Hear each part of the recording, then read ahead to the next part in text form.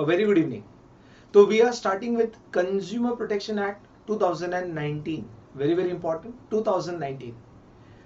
पहले ये consumer protection act 1986 था, आज तो 2019 है. तो अगर आप देख रहे हो लगभग मतलब almost 14 years plus 19 years 30 years plus के बाद ये एक्ट पूरा रिवैम्प हुआ है. I've seen hardly any amendment before, but whole act is only amended. मतलब पूरा एक्ट ही नया बना है. तो कंज्यूमर प्रोटेक्शन एक्ट स्टार्ट करने से पहले let's see the whole administrative work. Administrative part हम देखेंगे जो एक्चुअल में यहाँ पर हो रहा है. ठीक है, लेट्स गो टू गूगल. और consumer protection act is under ministry of consumer and essential commodities. आपको दिखा दो, जैसे कंपनीज जो है एमसीए के अंडर आता है, ministry of corporate affairs MCA. तो वैसे ही अगर मैं बोल रहा हूँ ministry of consumers, ministry of consumer, Ramvilas Paswan इनके मिनिस्टर इंचार्ज है, सेंट्रल मिनिस्टर इंचार्ज. महाराष्ट्र के अंदर जालना के एक मिनिस्टर है, वो स्टेट इंचार्ज है. ठीक है, तो हम देखते हैं. दैट इज सबसे पहले अगर मैं बात करूं ministry of consumer affairs, food and public distribution. ठीक है, फूड एंड पब्लिक डिस्ट्रीब्यूशन, यहां से हमें क्लिक होता है एसेंशियल कमोडिटीज एक्ट. क्या क्लिक होता है? Essential commodities act. तो ये जो ministry of consumer food and public distribution, ये पूरा इंचार्ज है कंज्यूमर लॉज के बारे में. और सिमिलरली अगर मैं बात कर रहा हूं कि ये मिनिस्ट्री ही एसेंशियल कमोडिटीज के बारे में इंचार्ज है, जिसके अंदर एक डिपार्टमेंट ऑफ कंज्यूमर है. फिर उसके अंदर एक अगर देख रहे हैं similarly department for food and distribution, public distribution, जो रेशन की शॉप्स सब्सिडाइज जो 2 रुपए किलो गेहूं चावल वगैरह में मिलता है, तो इसके अलग ministry of consumer food and distribution, इसके अंदर अलग अलग डिपार्टमेंट है.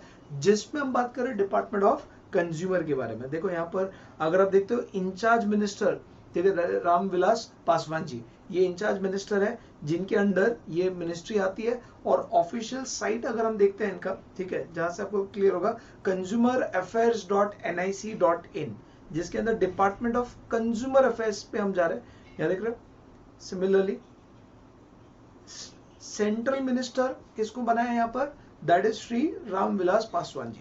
और यहाँ पर अगर आप देखते हो minister of state MOS, honourable minister of state for consumer affairs, किसको बनाया? श्री राव साहेब पाटिल दानव ने. ये जो है ये जालना बीड से बिलोंग करते हैं, तो इनको इंचार्ज किया. और कंज्यूमर प्रोटेक्शन अगर आप देखते हैं 2019, इनके पीछे रिकमेंडेशन और ये पूरा बिल, कंज्यूमर बिल प्रेजेंट किया गया था bye honourable minister Shri Ramvilas Paswan. ठीक है ना बात. तो अगर मैं प्रोसीड कर रहा हूं यहां से, अगर हम देखते हैं, ठीक है, मिनिस्टर, देख रहा, ministry of consumer affairs, food and public distribution. Food and public distribution से एसेंशियल कमोडिटी क्लिक होना चाहिए, जिसके अंदर जो डिपार्टमेंट ऑफ कंज्यूमर अफेयर्स है, ये पूरा कंज्यूमर लॉस के लिए इंचार्ज है. ठीक है ना बात. तो सेम वे सबसे पहले एक सेकेंड जस्ट होल्ड करो.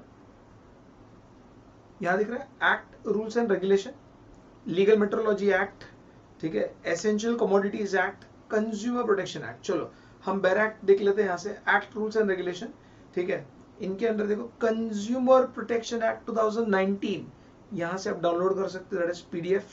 जस्ट क्लिक कर लेते हैं. सेक्शन 1, हर एक्ट का सेक्शन 1 क्या रहता है बेटा? Short title, extent, commencement. देखो द गैजेट ऑफ इंडिया, यहां से अगर हम जा रहे हैं section 1, just take me my pen. देखो सेक्शन 1 शॉर्ट टाइटल, टाइटल क्या रहेगा? Consumer protection act 2019 extends to whole of India except Jammu and Kashmir. ये अभी नहीं पकड़ना है. And it shall commence from such date as notified by government. Section 2 हर act में आपको कॉमन सेंस सभी को पता है डेफिनेशंस के बारे में. Definition, sir consumer protection act 2019 के डेफिनेशंस पढ़ना है? डेफिनेटली पढ़ना है. आपके सारे जो केस लॉस पूछे जाएंगे उसमें जो आपको प्रोविजन पार्ट लिखना है, कमेंटिंग पार्ट लिखना, उसमें डेफिनेशन का रेफरेंस आने वाला है.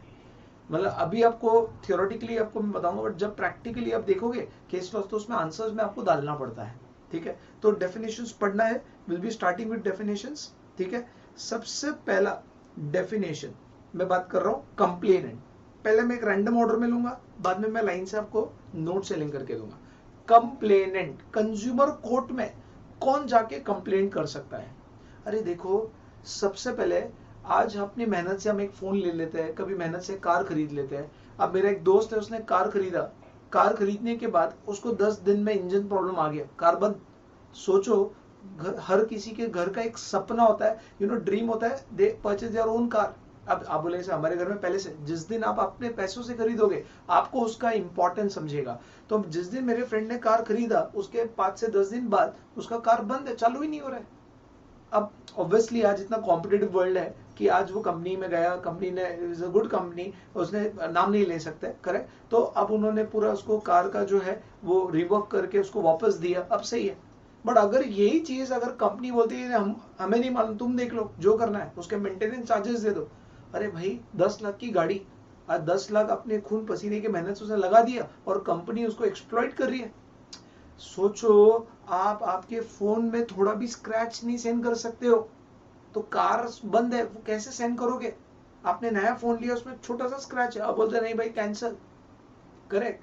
तो कंज्यूमर्स और सेलर्स, प्रोड्यूसर्स के बीच में कहीं ना कहीं प्रोड्यूसर्स सेलर्स एक्सप्लॉइटेशन बहुत करते हैं। सर कैसे? अरे आज आप टाइम पे फोन नहीं, बिल नहीं भरोगे तो फोन बंद, बट आपने बिल भरा है, फोन कॉल चालू है, बीच में लाइन बंद, इंपॉर्टेंट बात चल रही, मीटिंग चल रही, कॉल डिस्कनेक्ट। एयरलाइन है, फ्लाइट के लिए आप टाइम पर नहीं पहुंचे, 5 मिनट, आपकी फ्लाइट कैंसिल, आप जा नहीं सकते हो। बट एयरलाइन कंपनी की फ्लाइट लेट हो गई, हमें 2 घंटा एयरपोर्ट पे पड़े रहना है, हमारा टाइम कोई कीमती नहीं है क्या? तो आज सेलर्स, प्रोड्यूसर्स कंज्यूमर को काफी एक्सप्लॉइट करते हैं।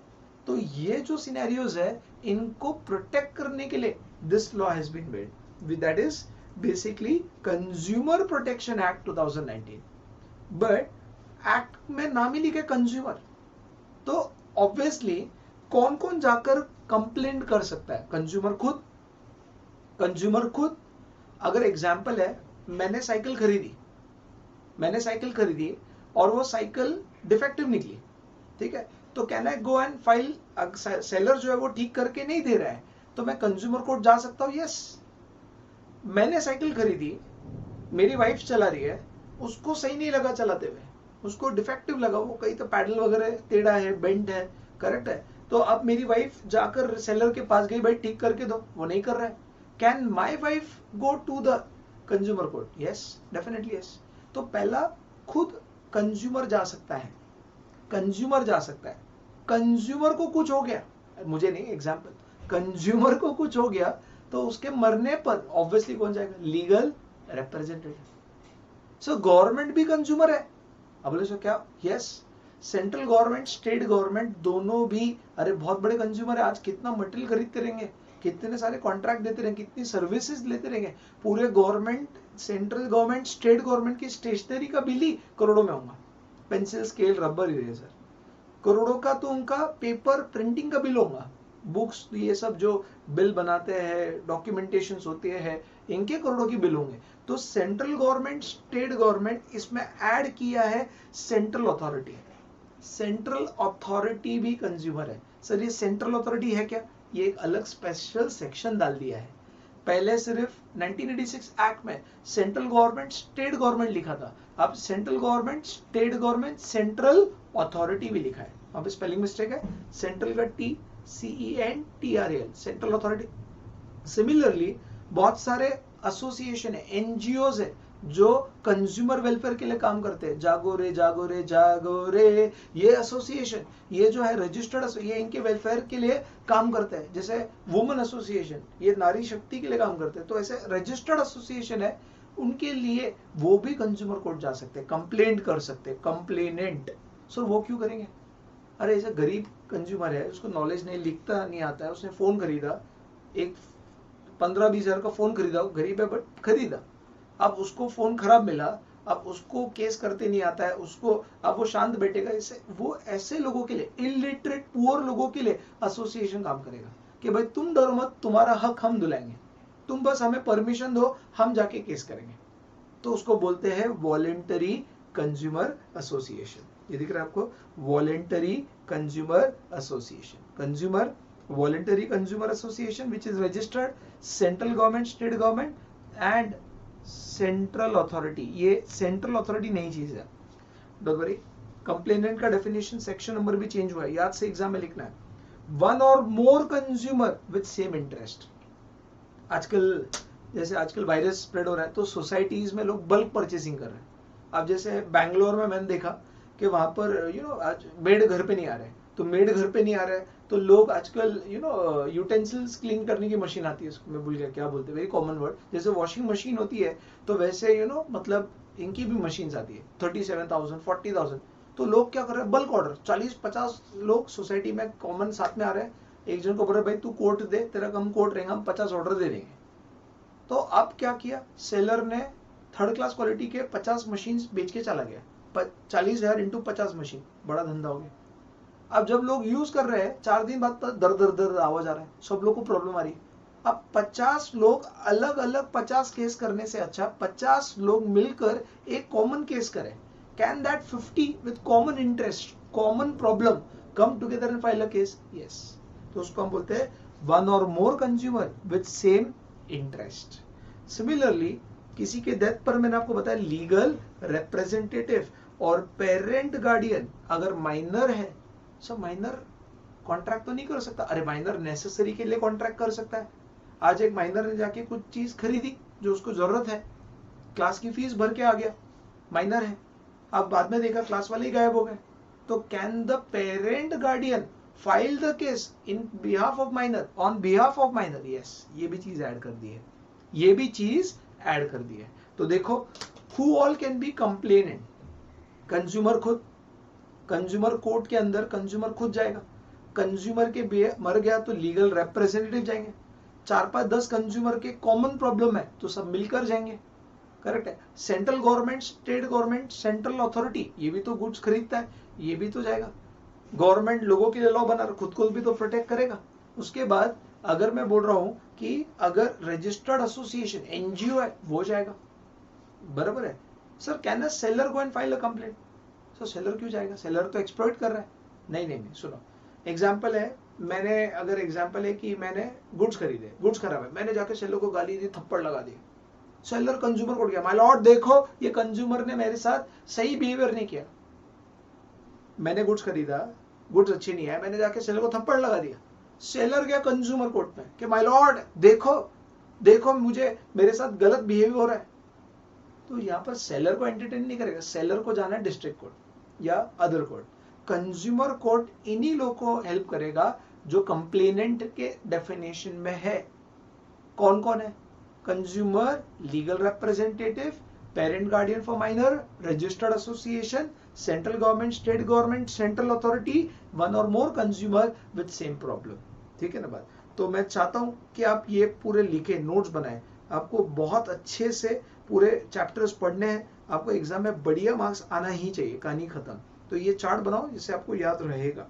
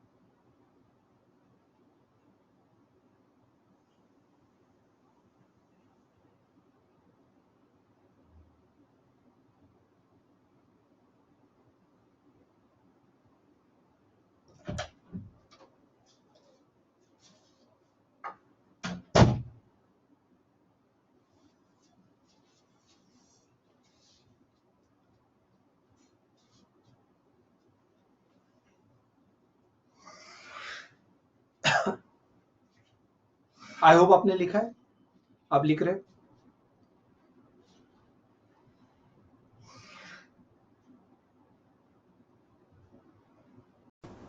जो लोग का लिखना रह गया पॉज करके लिखेंगे, ठीक है। अब आगे बढ़ते हैं। कंप्लेनेंट के बाद what all complaint we can file, क्या क्या प्रॉब्लम्स या क्या क्या कंप्लेंट हम लेकर जा सकते हैं। सबसे पहला unfair trade practice, restrictive trade practice. ये वर्ड का संबंध कंपटीशन एक्ट में भी है। अनफेयर ट्रेड प्रैक्टिस, अनफेयर मतलब क्या सर, वो ब्लैक मार्केटिंग कर रहे हैं, वो लोग गुड्स को होल्ड करके रख रहे हैं। जैसे आज सब जगह जैसे कोई दंगल हो गया तो सब दूध वगैरह शॉर्टेज हो गया, दूध वगैरह, या कोई ग्रोसरीज की चीज शॉर्टेज हो गई है, या कोई क्लोज डाउन करके रखा है सब जगह, तो कुछ ग्रोसरी वाले क्या कर रहे हैं, नहीं ये माल नहीं, वो नहीं है, वो नहीं, वो नहीं है, फिर महंगा में बेच रहे हैं, black marketing, unfair trade practice. Example, अगर ऐसा कोई शॉपकीपर कर रहा है और आपको एक्सप्लॉइट कर रहा है, आपको हक है ये कंप्लेंट करने का। या आपने कोई गुड्स खरीदे और वो गुड्स में डिफेक्ट है, defect some problem, mobile phone खरीदा कांच टूटा हुआ है, करेक्ट है बात। या आपने कोई बेसिकली पेन खरीदा, पेन चल नहीं रहा है। आपने एसी खरीदा बट एसी में कुछ रिमोट के फंक्शंस नहीं चल रहे, defect in the goods. Watch खरीदा, चल नहीं रहा है, समझो मेरी बात। तो ये डिफेक्ट है और वो डिफेक्ट ठीक करने को रेडी नहीं है। समझ में आया मेरी बात। जैसे मेरे साथ एक बार हुआ था, I have taken a keyboard and that keyboard was worth ₹6,000। आप बोले 6,000 का कीबोर्ड, हम तो 200-500 वाला यूज करते हैं। वो लैपटॉप थोड़ा अलग था, तो वो 6,000 वाला बहुत स्लिम कीबोर्ड था। मतलब वो, आप बिलीव नहीं करेंगे, कीबोर्ड भी इतना पतला हो सकता है, एकदम प्लास्टिक टाइप। तो बहुत ही बढ़िया कीबोर्ड था, मैंने खरीदा। अब खरीदने के बाद, अब वो मेरी भी कुछ गलती हुई कि मैंने सपोज 30 डेज तक कंप्लेन करना चाहिए, मैंने नहीं किया। बट अगर 30 डेज के अंदर मैं कंप्लेन कर रहा हूँ कि कीबोर्ड नहीं चल, 6,000 का कीबोर्ड है और वो चल नहीं रहा है, तो उनका काम है भाई चेंज करके देना, defect in the goods.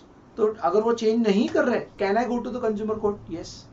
Deficiency in service, service में डेफिशिएंसी मतलब कुरियर है, 2 दिन के अंदर प्रॉमिस किया था कुरियर पहुंच जाना चाहिए, बट पहुंचा ही नहीं कुरियर।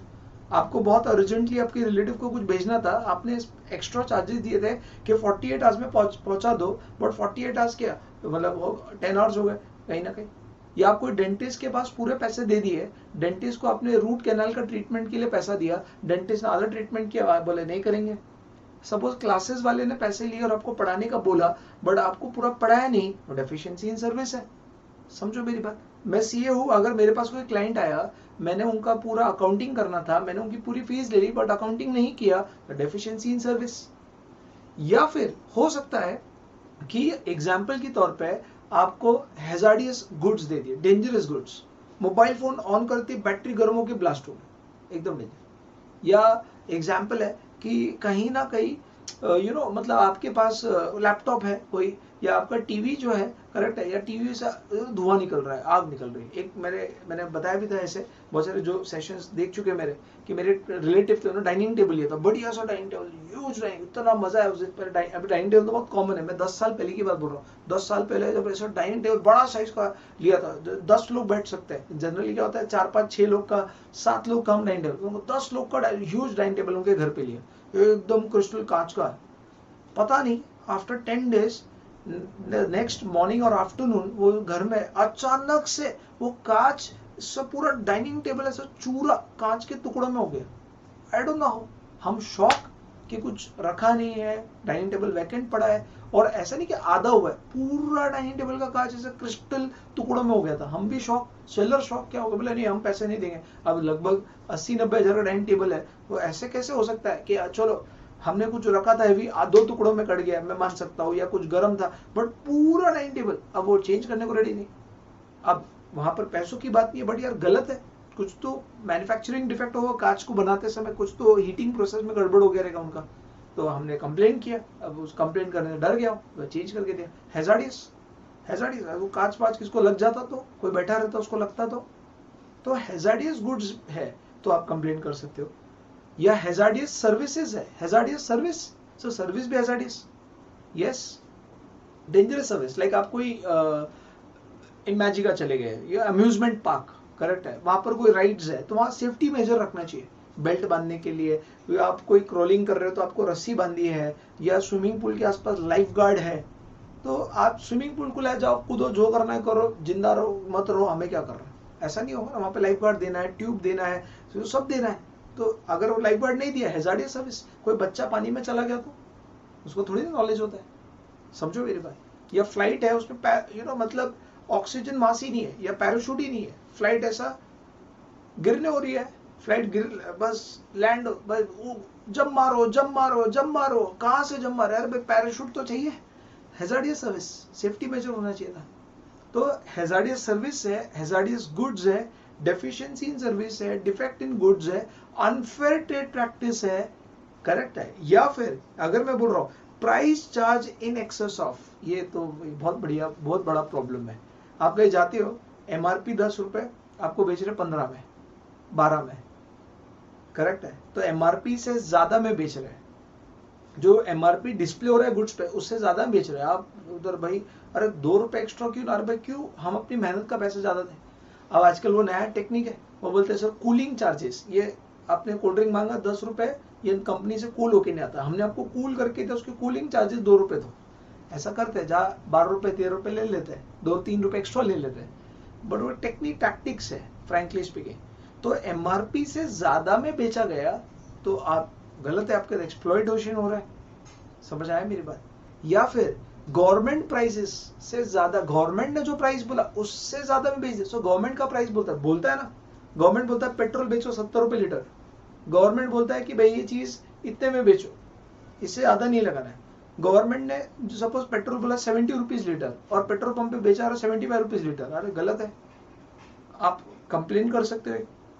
या आप और बीच में डिसाइड हुआ कि भाई इतना पैसा, जो दोनों पार्टीज के बीच में जो एग्री किया गया उससे ज्यादा पैसा। अभी एक बार हुआ था, मेरे पास एक क्लाइंट आया, बोला कि सर नया नया जब मैं प्रैक्टिस में था, almost 7 years back, 6-7 years back, तो वहां पर हुआ कि एक क्लाइंट आया, बोला सर आप इनकम टैक्स का कितना लोगे, बोला 10,000 रुपये फीस है।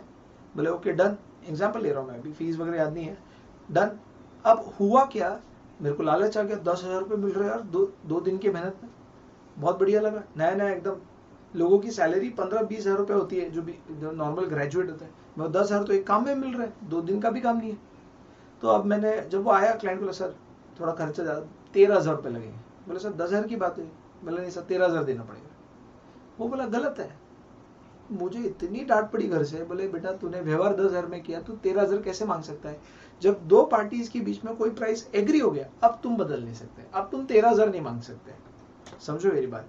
तो ये एक चीज हो गई है। तो आपको समझना है कि जो दो पार्टीज के बीच में एग्री हो रहा है, या जो डिस्प्ले ऑन द गुड्स है, या फिर अगर मैं बोल रहा हूँ कि प्राइस लिस्ट, कैटलॉग पे प्राइस लिस्ट लिखा हुआ था, उससे ज्यादा आपको लगा दिया, भाई दिखा रहे अलग, चार्ज कर रहे अलग, गलत है ये चीज। तो ये सब होता है कंप्लेंट, इस चीज का कंप्लेंट लेके जा सकते हैं। Claim for product liability action, product liability action नई चीज है जो हम डेफिनेशन में आगे देखेंगे। तो देखो क्या क्या कंप्लेंट लेके जा सकते हैं, unfair trade practice, restrictive trade practice, देखो यहाँ पे unfair trade practice, restrictive trade practice, defect in the goods, deficiency in service, hazardous goods, hazardous services, price charge in excess of fixed by law, display on the goods, display on the price list, agreed between parties, and claim for product liability action। इसका मैं अलग से आपको समझाऊंगा, ये लिखना है, ये नहीं लिखना है, रजिस्टर्ड एसोसिएशन नहीं लिखना है, ठीक है। स्टार्ट राइटिंग दिस डेफिनेशन, लिखो।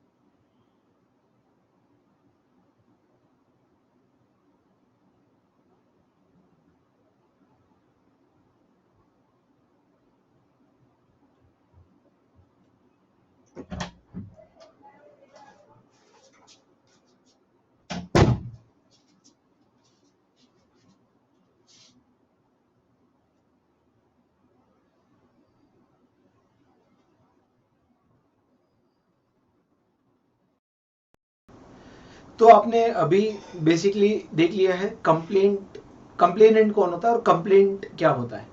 अब मैं बढ़ रहा हूँ कंज्यूमर। जब आपने कंप्लेनेंट पढ़ा तो पहला था कि consumer can be a complainant. तो कंज्यूमर कौन है? सिंपल है, जो गुड्स खरीदता है या जो गुड्स यूज करता है। इकोनॉमिक्स में अलग डेफिनेशन है। As per consumer protection act, जो गुड्स खरीदता है वो तो कंज्यूमर है, और जो गुड्स यूज करता है बेनिफिशियरी, वो भी कंज्यूमर है। मतलब अगर कल उठकर मैंने मोबाइल फोन लिया मेरे पापा को गिफ्ट करने के लिए, तो मैं भी कंज्यूमर हूं और मेरे पापा भी कंज्यूमर है, और बेसिकली मैं भी कोर्ट केस कर सकता हूं या मेरे पापा भी कोर्ट केस कर सकते हैं। लाइक एग्जाम्पल है कि मैंने मोबाइल फोन खरीद के गिफ्ट कर दिया, पापा को फोन डिफेक्टिव मिला, can my father go and file a case in consumer court? Yes, simple बात है। और सिमिलरली गुड्स के केस में बायर ऑफ द गुड्स हो गया and user of the goods हो गया, बेनिफिशियरी ऑफ द गुड्स हो गए। सर्विसेज में हायर और availer of service, like airline ticket मैंने बुक की मेरे पेरेंट्स के लिए, तो मैंने बुक की मेरे पेरेंट्स के लिए, तो मेरे पेरेंट्स बन गए बेनिफिशियरी ऑफ द सर्विस, बराबर है। तो अगर उनको एयरलाइन में, सपोज मैंने एग्जांपल है, मैंने उनके लिए प्रॉपर लंबा जर्नी था, यूएस जा रहे थे, उस 24 आवर्स की फ्लाइट में मैंने उनके लिए प्रॉपर बेसिकली 3 टाइम का खाना, लंच डिनर ब्रेकफास्ट रखा था। आजकल वैसे होता है बट एग्जाम, मैंने पेड रखा था ना, उनको तीनों टाइम कुछ खाना दिया गया ना पानी दिया गया, पानी मांगा तो नहीं दिया गया। अब वो फ्लाइट उतरते can you go and file a case? Yes. मैंने खुद के लिए टिकट बुक की तो मैं तो हूँ हायर और अवेलर, मैंने मेरे पेरेंट्स के लिए किया तो मेरे पेरेंट्स बेनिफिशियरी हो गए, वो भी। But it should be for obviously consideration, commercialisation मतलब एक साइड सेलर एक साइड यूजर है, समझो मेरी बात। He is not giving free service. अगर कल उठकर एक बच्चे को मैंने फ्री में पढ़ा दिया, बोले सर मेरी एग्जाम आ रही है, मुझे बहुत टेंशन है, प्लीज मेरी मदद कर दो, मैंने बेटा तुमको मेरे साथ 4 घंटा आना पड़ेगा मेरे ऑफिस में, मैं पढ़ा दूंगा। अब मैंने 10 में से 8 टॉपिक पढ़ा दिए, अब 2 टॉपिक नहीं पढ़ा है भाई, मेरे को जितना 4 घंटे में जो मैंने पढ़ा दिया फटाफट बता दिया। अब एग्जाम में 2 टॉपिक पे आया, he filed a case on me, my lord deficiency in service, मुझे सर ने 2 टॉपिक कम पढ़ा। मतलब माय लॉर्ड, वाह, नेकी कर और भूल जा, वाह। मतलब मैंने तो एक तो हेल्प की और वो मेरे पे केस कर रहा है, यहाँ पर कोई कंसिडरेशन नहीं है। कोर्ट उसका कंप्लेंट हैंडल नहीं करेगा, कोर्ट उसको एंटरटेन नहीं करेगा, मेरी बात समझना, क्लियर? तो it should be for consideration, it should be for consideration. But अगर एग्जाम्पल के तौर पे मैंने एक साइकिल खरीदा और वो साइकिल वाला मेरे पहचान का है, 15,000 की साइकिल है, मैंने 5,000 दिया और बोला 10,000 रुपए 3 महीने बाद दूंगा, आज पैसे नहीं। अब वो साइकिल बेसिकली मेरी वाइफ यूज कर रही है और अब वो साइकिल डिफेक्टिव है, साइकिल का पैडल टेढ़ा है, वो सेलर के पास गए, सेलर ने बेसिकली ठीक नहीं किया, my wife approach consumer court. अब कंज्यूमर कोर्ट में माय लॉर्ड देखो, साइकिल जो है मैं उसकी यूजर हूं और मेरे हस्बैंड ने खरीदा है, और अब ये देखो ये साइकिल डिफेक्टिव है, सेलर उसको ठीक नहीं कर रहा है, सेलर जिम्मेदार है। सेलर बोलता माय लॉर्ड मेरे 10,000 रुपए बाकी है, माय लॉर्ड बोलता कंसिडरेशन है ना, वो फ्यूचर कंसिडरेशन है ना, पैसे मिलने वाले हैं ना, क्रेडिट सेल किया ना तूने, बट पैसा तो आने वाला है ना। तो कहानी खत्म, मयूर सर और मयूर सर की वाइफ कंज्यूमर है। तो कंसिडरेशन प्रेजेंट होना चाहिए, भले वो फ्यूचर में देने वाले हो या दे दिया है या इंस्टॉलमेंट में देने वाले हो या आधा दे दिया आधा बाद में देने वाले हो, इट डजंट मैटर, समझो मेरी बात। तो consideration can be past present future, consideration can be in deferred system, installment, but still the person is the consumer। उसने उधारी में खरीदा है, कैश में खरीदा है, एडवांस पेमेंट में खरीदा है, उसने ईएमआई बेसिस पे खरीदा है, इट डजंट मैटर, कंसिडरेशन है तो वो कंज्यूमर माना जाएगा। Are you able to understand this? तो यहां देखना, देखो कंज्यूमर मीन्स, एक second highlighter, consumer means in case of goods, in case of service. Goods के केस में buyer of goods and user of goods, service के केस में hirer or of services or any beneficiary of services. It should be for a consideration which is paid promised, partly paid, partly promised, and under the system of deferred payment, installment basis, under the system of deferred payment। Okay, तो ये consumer बोला जाएगा। Start writing this.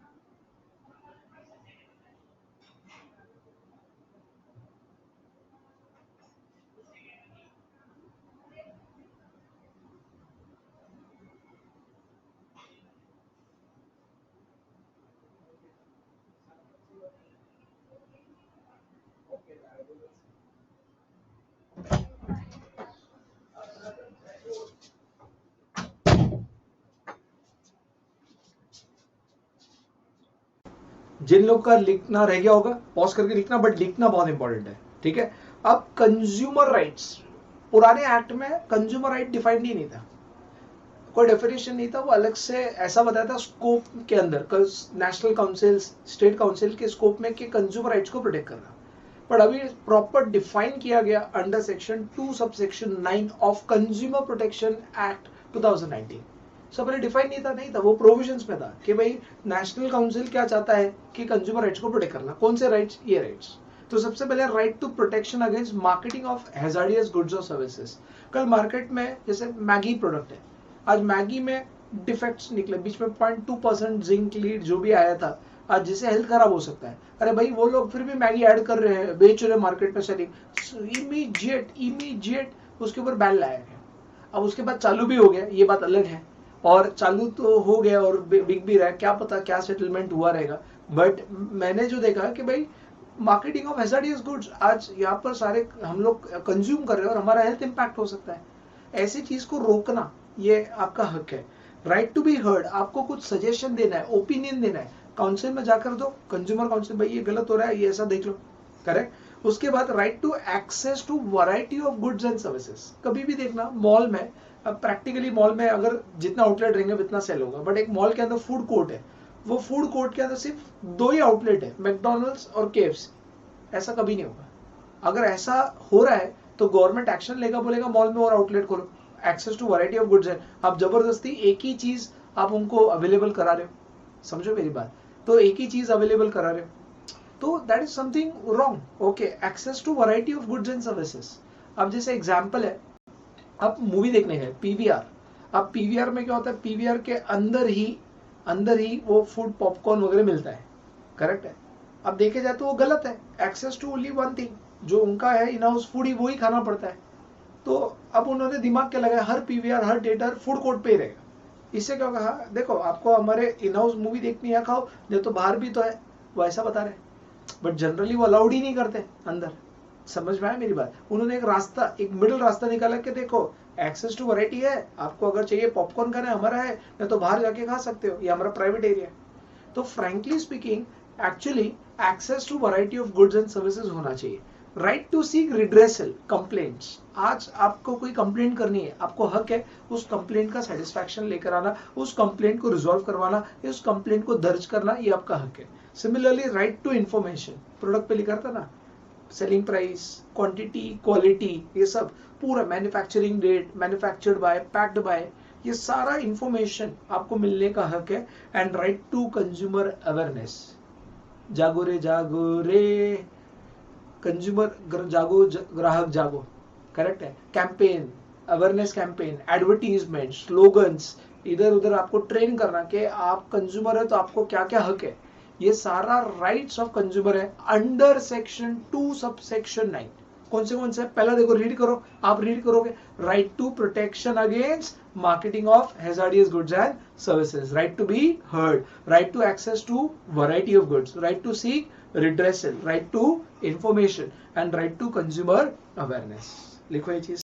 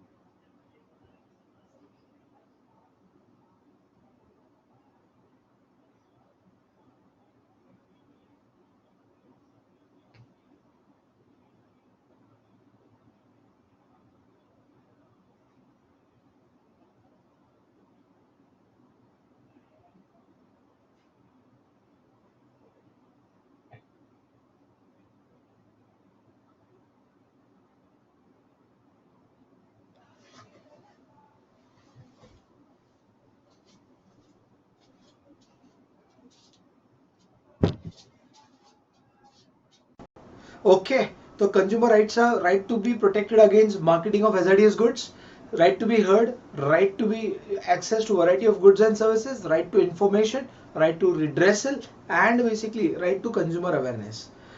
What is a defect in the good? What do you mean by defect? हो सकता है कि आपके goods में कुछ शॉर्टकमिंग है, 1 kg लिखा है बट 1 kg आया नहीं है, या हो सकता है कि आपके गुड में फॉल्ट है कि भाई एग्जाम्पल है मोबाइल ऑन नहीं हो रहा है, हो सकता है कि आपका गुड इम्परफेक्ट है, साइज 42 इंच बोला था 40 इंच का आ गया, करेक्ट है। तो इट इज व्हाट, देखो यहां से आपको समझेगा, पेन, any fault in quality, quantity, potency, purity, standard. Purity, आपने गोल्ड 24 कैरेट प्यूरिटी का मंगाया, आपको 22 कैरेट मिला। आपने घी, यू नो, बफेलो घी मंगाया रहेगा, आपको मिक्स काव और बफेलो घी आ गया, प्यूरिटी में प्रॉब्लम। पोटेंसी, पोटेंसी मतलब पोटेंशियल कैपेसिटी, आपने एक टेबल मांगा जिसके ऊपर एक 50 kg सामान रख सकते हैं, बट वो आपने टेबल खरीद लिया, बट टेबल पे 50 kg सामान रखने पर टेबल टूट गया, पोटेंशियल कैपेसिटी नहीं है, प्रॉब्लम है। या तो शॉर्टकमिंग है, कुछ कमी है स्टैंडर्ड में, जो स्टैंडर्ड्स मेंटेन करने थे, या प्यूरिटी में, क्वांटिटी में, क्वालिटी में।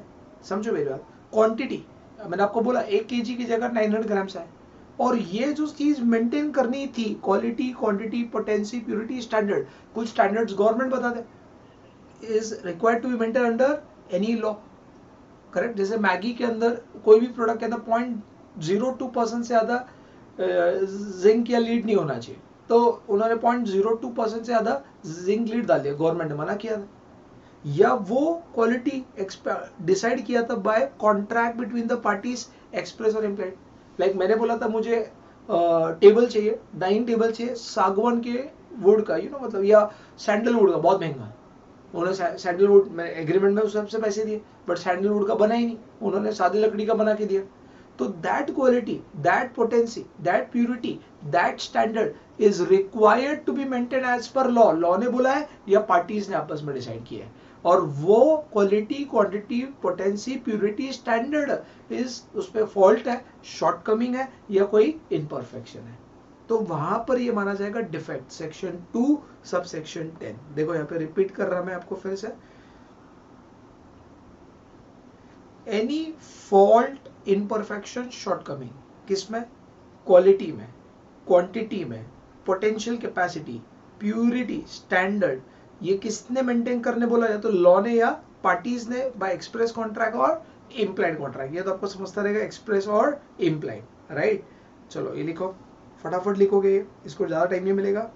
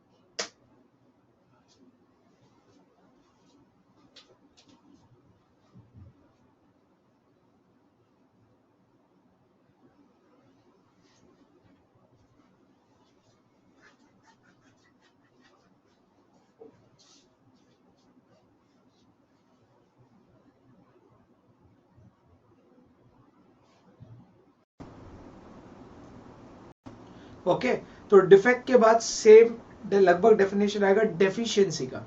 डेफिशिएंसी किस में होती है? सर्विस में होती है। डेफिशिएंसी के डेफिनेशन में थोड़ा सा अमेंडमेंट है। अमेंडमेंट मतलब 1986 एक्ट में जो था उससे थोड़ा और एडिशन क्लेरिफिकेशन है। सेम है। अगर आप देखो कोई सर्विस ले रहे हो आप, सर्विस मतलब courier service, coaching service, doctor service, CA service, advocate service, correct है बात। लाइक एग्जांपल है कि एडवोकेट सर्विस, एडवोकेट का टाइम है हर हियरिंग पे जाना, बट एडवोकेट हियरिंग पे नहीं है। सीए का काम है पेपर वर्क मेंटेन करना, पेपर फाड़ के रखा हुआ है, सही मेंटेन नहीं किए हुए। कुरियर का काम है टाइमली गुड्स सही जगह पे पहुंचाना, नहीं पहुंचाया, डेफिशिएंसी इन सर्विस। टीचर्स का काम है या कोचिंग एकेडमी का काम है भाई पूरा पढ़ाना, टाइम पे पढ़ाना और सही पढ़ाना, नहीं पढ़ाया, समझो मेरी बात, ये सब डेफिशिएंसी, टीचर ही भाग गया। तो अब मैं ये बोलूंगा कि deficiency in service is almost the same like what we have done. देखो यहाँ पे सबसे पहले, is any fault in quality, nature and manner of performance. Shortcoming in quality, nature और manner of performance. Shortcoming किसमें? Quality में, nature और manner of performance में। Inadequacy किसमें? क्वालिटी, नेचर और मैनर ऑफ परफॉर्मेंस। और ये क्वालिटी, नेचर, मैनर किसने मेंटेन करने बोला? लॉ ने या कॉन्ट्रैक्ट ने? कॉन्ट्रैक्ट में भी एक्सप्रेस और इम्प्लाइड। अगर आपको डिफेक्ट समझा होगा तो ये भी समझना चाहिए। सर लॉ ने क्वालिटी मेंटेन करने बोला, यस। जैसे मैं हमेशा एग्जांपल देता हूँ, वेरी कॉमन एग्जांपल, जैसे सीए का काम है कॉन्फिडेंशियलिटी मेंटेन करना, सीएस का काम है क्लाइंट कॉन्फिडेंशियलिटी मेंटेन करना, तो डॉक्टर का हाइजीन सब मेंटेन रखना। कितना प्रॉब्लम होता है, थोड़ी बीमारी इधर उधर हो गई तो सीए ने, मैंने क्या कर दिया, मैंने क्लाइंट की पूरी इन्फॉर्मेशन लीक करवा दी कि बैंकरप्ट आदमी है, बर्बाद आदमी, मैंने खड़े खड़े 4 लोग को बता दी। तो मेरे मैनर ऑफ परफॉर्मेंस में कुछ तो कमी है। या डॉक्टर है, उसका काम है प्रॉपर जो कंज्यूमेबल्स इंजेक्शंस है उसको कॉटन सही ढंग से डिस्पोज करना। हॉस्पिटल्स के अंदर जैसे एग्जांपल है कि प्रॉपर एक वैन आती है, उसका हॉस्पिटल का डिस्पोजल अलग जाता है क्योंकि डायरेक्ट डेंजरस नीडल्स, इंजेक्शंस, बहुत सारी चीज है, नीडल गलत वर्ड है बट इंजेक्शंस। तो अभी कल उठ के सब एक डॉक्टर इंजेक्शन लगाता है, इंजेक्शन उठा के फेंक देता है, लगाता है फेंक देता है, उधर कोई कैच पकड़ रहा है, एग्जाम्पल, ऐसा नहीं, गलत है ना भाई, उसके मैनर ऑफ परफॉर्मेंस में प्रॉब्लम है, कुछ तो इनएडिक्वेसी है उसके अंदर, उसको सेंस नहीं है क्या।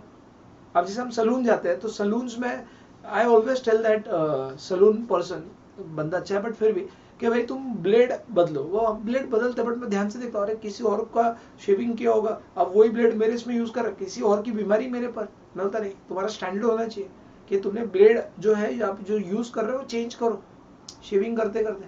तो मैं ये बोलूंगा, अब बोले सर शेव तो हो किया नहीं है, इतने बड़े बड़े हो गए, क्या है क्वारंटाइन, तो मैं ये बोलूंगा कि कुछ तो कमी है, शॉर्टकमिंग है, इनएडिक्वेसी है, फॉल्ट है किसमें? Quality, nature, manner which is required to be maintained by law or by contract which is express or implied and includes negligence by the person causing loss or injury। negligence, देखो ये जो चीज थी ना ये पहले डिफाइन नहीं थी, अब इसको डिफाइन कर दिया। सो नेग्लिजेंस कॉज्ड बाय और omission by a person causing loss और इंजरी। देखो एग्जांपल है, बहुत कॉमन एग्जांपल जो पुराने एक्ट में भी था, जैसे एक बस कंडक्टर या बस ड्राइवर है, वो गाड़ी चला रहा है और वहां पे पैसेंजर बस ड्राइवर के बाजू में खड़ा है, ये बहुत कॉमन एग्जांपल है।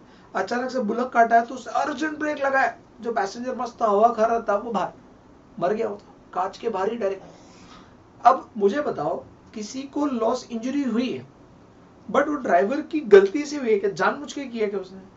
ड्राइवर की गलती थी क्या? नेग्लिजेंस था क्या ड्राइवर का? नहीं।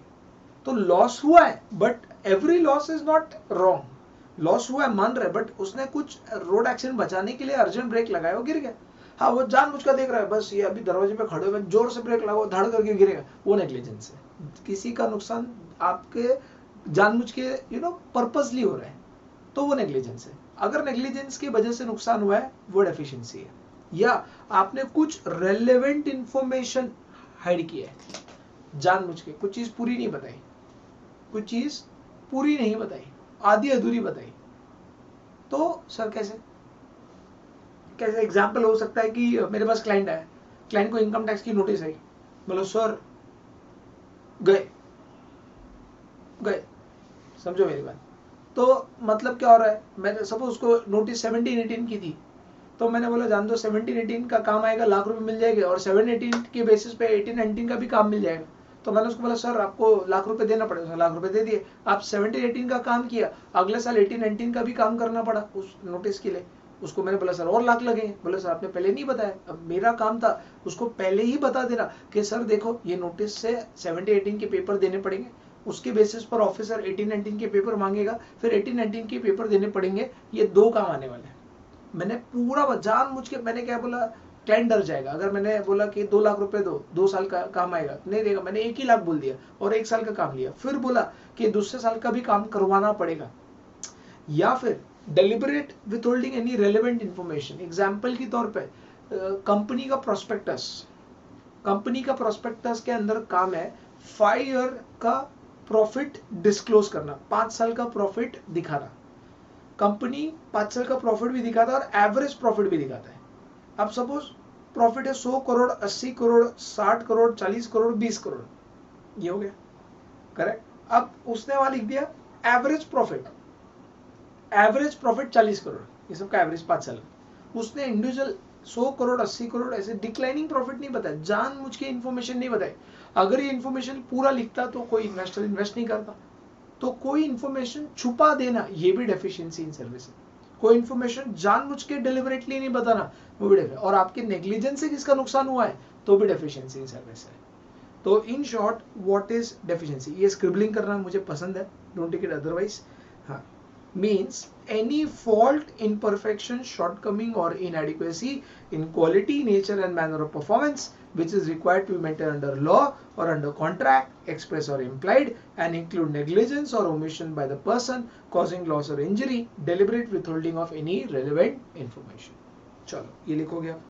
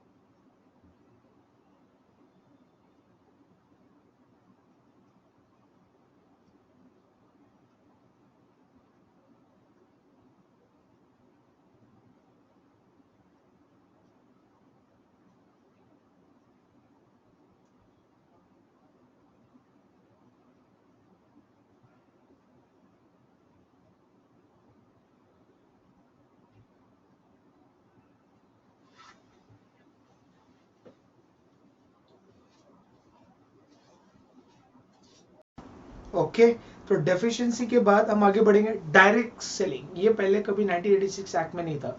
इस एक्ट ने ई कॉमर्स को बहुत ध्यान में लेते हुए ड्राफ्टिंग की है। बहुत सारी चीज़ें पुराने एक्ट से कवर में नहीं थे। E commerce, online selling, direct selling कभी नहीं था। Sir direct selling, door to door selling आता ना कि सर हम प्रमोशनल एक्टिविटी कर रहे हैं तो ये जो पाउडर है, ये पाउडर आपको 10 रुपये कम ऑफ में मिलेगा, हम घर घर जाके बेच रहे हैं। Correct, direct selling. तो this is something, direct selling मतलब क्या कि आपको कोई परमानेंट प्लेस नहीं है, एक कोई परमानेंट जगह नहीं है जहाँ से आप सेल कर रहे हो। आप जगह जगह स्टॉल डाल के एग्जीबिशन में पार्टिसिपेट करके लोगों के घर जा जाके आप आपका प्रोडक्ट बेच रहे हो, तो that is direct selling. See what is direct selling, section 2 subsection 30 ये चीज ऐड हो गई है। मीन्स, करेक्ट है अगर, मीन्स मार्केटिंग, डिस्ट्रीब्यूशन और सेल ऑफ गुड्स और services through network of seller. इसमें ये भी आएगा, you know, multi level MLM, multi level marketing. जैसे बहुत सारे ओरी फ्लेम, ये सब जो आपने थोड़ा फाउंडेशन पढ़ा भी होगा कि ये प्रोडक्ट है, ये प्रोडक्ट जो है ये कोई मैंने खरीदा, मैंने 4 लोगों को रेफर किया, मैंने 4 लोगों को सेल किया, consumer is only the seller, तो ये भी डायरेक्ट सेलिंग है।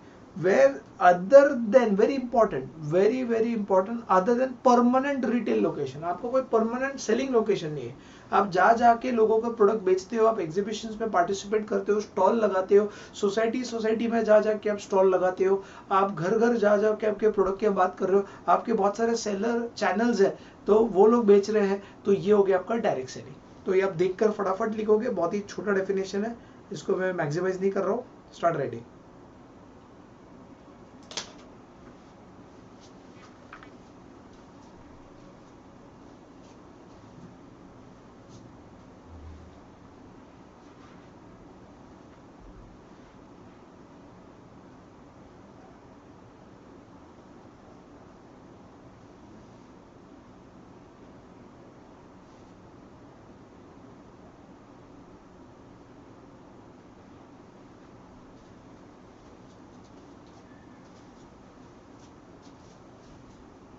आई होप आप लिख रहे हो। Direct selling means marketing, distribution, sale of goods and services through network of sellers other than permanent retail location. Direct selling means marketing, distribution और sale of goods and services, goods भी services भी, through network of sellers other than permanent retail location. कोई outlet नहीं, कोई franchise नहीं, direct. ठीक है, ये हो गया। ठीक है, जिन लोगों का नहीं वो ई कॉमर्स, हाँ, ये तो आपके खून खून में, आप मेरे से ज्यादा बता पाओगे। E commerce is nothing, buying and selling of goods, services as well as digital product. आजकल डिजिटल प्रोडक्ट बहुत चल रहा है सर, डिजिटल प्रोडक्ट। अरे अमेजॉन प्राइम डिजिटल प्रोडक्ट है, करेक्ट है बात। या फिर अगर मैं बात कर रहा हूँ, आज आप ऑनलाइन सब्सक्रिप्शन लेते हो कोई चैनल्स के, या आप कोई सर्विस ले रहे हो, तो digital product, okay, online products, gaming products, correct, but which is being sold through digital network, electronic network, internet, correct. जो भी गुड सर्विसेज या जो भी डिजिटल प्रोडक्ट, ऑब्वियसली डिजिटल है तो डिजिटल प्रोडक्ट जो ऑनलाइन नेटवर्क के थ्रू बेचा जाता है, वो पूरे सिस्टम को हम क्या बोलेंगे बेटा, ई कॉमर्स। पुराने एक्ट में कभी डिफाइन नहीं था, ऑब्वियसली 1986 में थोड़ी ना ई कॉमर्स का इतना इंपॉर्टेंस रहेगा। तो आप ई कॉमर्स देख के लिखोगे section 2 sub section 16। Start writing.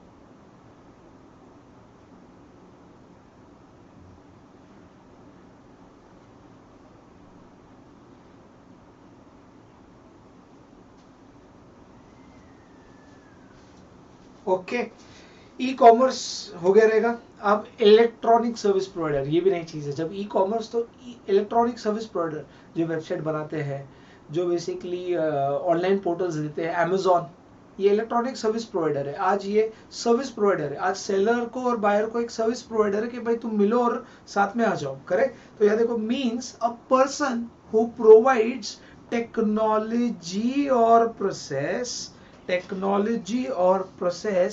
to enable the seller to engage in advertising और selling goods और services। आपको पता है जैसे Google search engine, SEO, search engine, आज आप गूगल पे क्या डालते हो, वो क्या डालते हो उसके बेसिस पर किसका प्रोडक्ट दिखना चाहिए, इसका गूगल पैसा लेता है।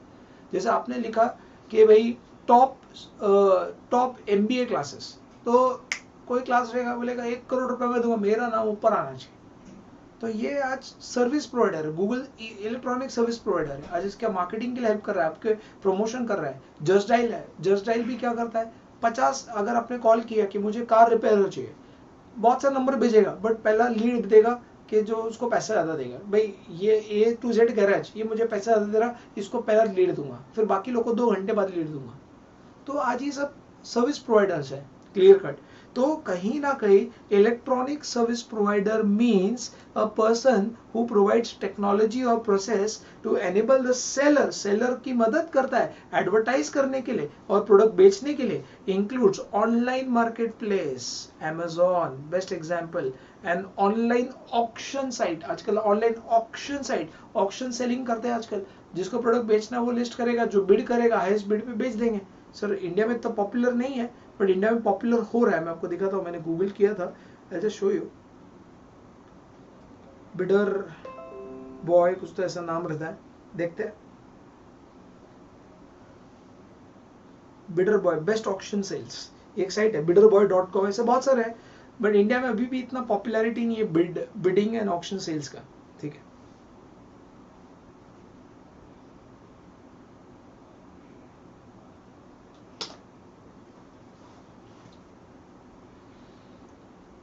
खुल रहा है भाई,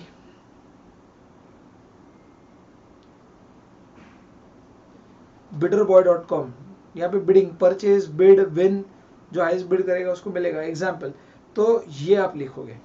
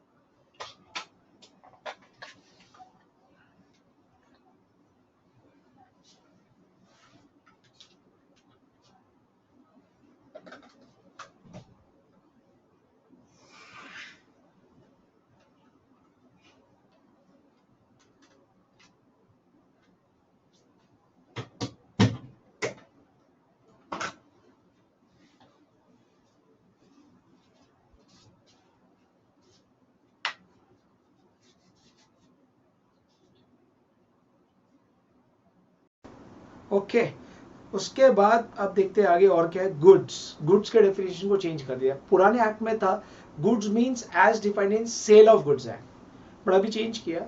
goods means every kind of movable property, every kind of movable property, fan, air, water. So water भी गुड्स है, पानी आप बॉटल खरीदते हो, एयर ऑक्सीजन सिलेंडर खरीदते हो, तो गुड्स है। And includes the food as defined in foods and safety standards 2006, FSSAI। वो एक्ट के अंदर जो भी गुड, अभी उन्हें sale of goods act refer नहीं करने बोला, अब बोला refer to food safety and standard act 2006। वहां पे जो फूड का डेफिनेशन है वो बेसिकली गुड्स है, और every kind of movable property is a goods. Sir वैसे भी मूवेबल गुड्स का डेफिनेशन जनरल क्लॉज एक्ट में, GIGL में आपने देखा रहेगा। तो लिखो ये चीज, ये आपका अमेंड हुआ है, लिखो आप गुड्स, देखकर लिखना है, 1 मिनट टाइम दे रहा हूं।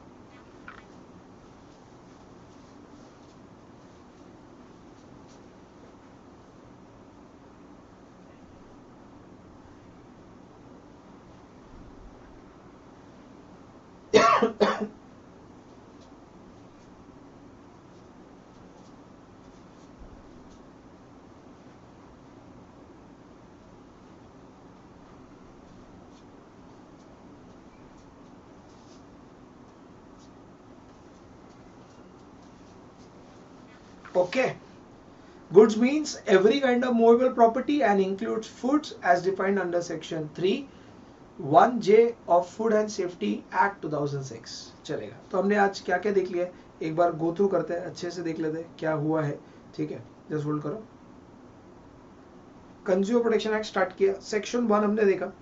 ओके, सेक्शन 1 देखने के बाद हमने देखा कि बैराक देखा, फिर कंज्यूमर लॉ जो है ministry of consumer food and supply जो भी है ये मिनिस्ट्री के अंदर आता है, उसके अंदर डिपार्टमेंट ऑफ कंज्यूमर अफेयर के अंदर आता है. उसके बाद हम देखा एडवर्टीजमेंट नहीं देखा. कंप्लेनेंट कौन होता है, कंज्यूमर. ठीक है, legal representative, central government, state government, central authority. उसके बाद माइनर है तो गार्डियन पेरेंट. उसके बाद voluntary consumer association and the consumer with common problem. उसके बाद कंप्लेंट क्या कर सकता है, UTP, RTP, unfair trade practice, restrictive trade practice, defect in the goods, deficiency in service, hazardous goods, hazardous service, price charge in excess of whatever displayed on the goods, displayed in the price list, agreed among the parties, government prices and claim for product liability action. ये हमने देखना बाकी है. Consumer कौन होता है, goods के case में buyer of goods, user of goods. Services के केस में हायर और अवेलर ऑफ सर्विस और बेनिफिशियरी ऑफ द हायर और availer for a consideration which is paid, promise, partly promise और under deferred system. Consumer right define किया गया, पहले define नहीं था. ठीक है, that is right to protection, right to be heard, right to access variety of goods, right to seek redressal, right to information and right to consumer awareness. Defect means any fault, imperfection, shortcoming in quality, quantity, nature, man, standard, purity which is to be maintained as per law or by parties or contract which is express or implied. Deficiency means any fault, imperfection, shortcoming, inadequacy in quality, nature and manner of performance which is to be maintained, correct है, by law or by contract and includes negligence causing injury or harm or intentionally hiding some information. उसके बाद direct selling, marketing, selling, distribution of goods and services through the seller but having no permanent retail location. E-commerce means buying, selling of goods and services as well as digital product through digital network. Okay, उसके बाद electronic service provider means a person who helps the seller to sell his goods, help in marketing and includes the basically online marketplace and online auction sale. Goods means every kind of movable and includes food as defined under Food and Safety Act 2006. We'll resume in next lecture. अभी के लिए इतना ही. जय हिंद, जय महाराष्ट्र, जय माता दी. Thank you.